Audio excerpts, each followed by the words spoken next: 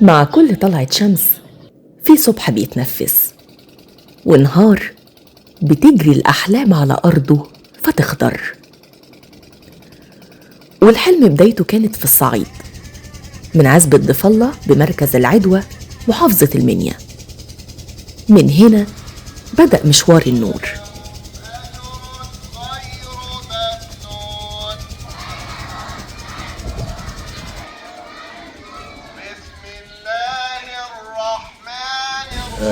بعد أنا طبعا ما حلت إلى المعاش، بدأت أفكر في إني أدعو إن ربنا يهديني العمل يدخل معايا القبر، زي الصلاة وزي الصوم زي الزكاة. وكانت أحلى حاجة إني أنا أسعى في تحفيظ القرآن بالنسبة لأبناء قرية. وفعلا الحمد لله بدأت ب10 أفراد في فبراير 2024، واستعنت طبعا بأحد المشايخ لتحفيظهم، وبدأ العدد يتزايد. وفعلا على شهر 6 كنا وصلنا إلى أكثر من 100 حافظ للقرآن. بسم الله الرحمن الرحيم. بسم الله الرحمن الرحيم. والتين والزيتون. والتين والزيتون. أنا عايز البنات بس. والتين والزيتون. والتين والزيتون. الولاد بدأوا يحفظوا القرآن ويحافظوا على الصلاة. بدأنا لما وجدنا إن الأولاد ده بيصعب عليهم الحفظ، فبدأنا نسعى في إزالة محو الأمية بالنسبة للأولاد.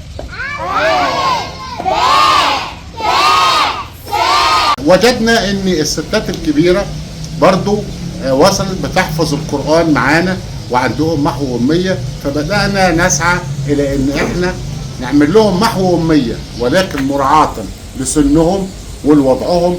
إحنا خليناهم بيبقى بعد صلاة العشاء، لأن هم ستات كبار في السن، وبعد صلاة العشاء في غرفتين موجودين أصلا دول معمولين لهذا العمل، ولكن دول غير صالحين إطلاقا.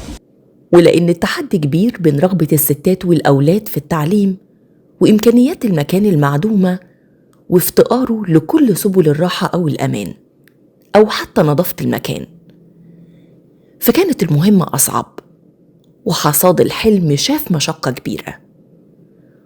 ولكن حباً في الله والأهل صمم الحاج محمد إنه يكمل حتى لو من بيته، لكن مش هيسيب شعاع النور اللي دخل لكل بيت من قريته إنه ينطفيه. عازم النية هيكمل اللي بدأه رغم صعوبات كتير، لكن ثقته كبيرة إنه هيقدر بمساعدة أهله وأحبابه إنه يؤسس المكان اللي يليق بيهم وبولادهم وبمستقبلهم، عشان هي دي بداية بكرة الحقيقية ليهم.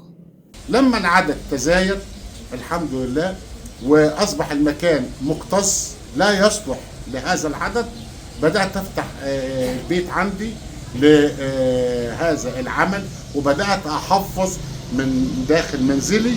والحمد لله وصل العدد في شهر ديسمبر 2024 إلى أكثر من 200 حافظ وحافظة لكتاب الله. وطبعا تشجيعا للولاد وتحفيزا ليهم، أنا بدأت أعمل لهم رحلات، منها تكون رحلات ترفيهية تشجيعا لهم، وفي نفس الوقت بتديهم رحلات دينية، رحلات عن الآثار.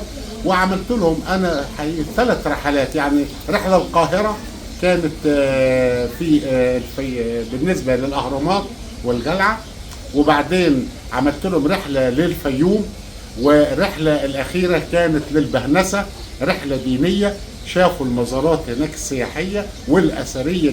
ويعني العمل نجح بطريقة، ولكن ربنا يوفقنا فيه ان احنا نعيد بناء هذا المكان اللي يصلح علشان يقدر يلم كل العدد دوت، وفي نفس الوقت ما يبقاش، لان بيبقى فيه حرج من الستات الكبيره انها تيجي عند البيت وتحفظ.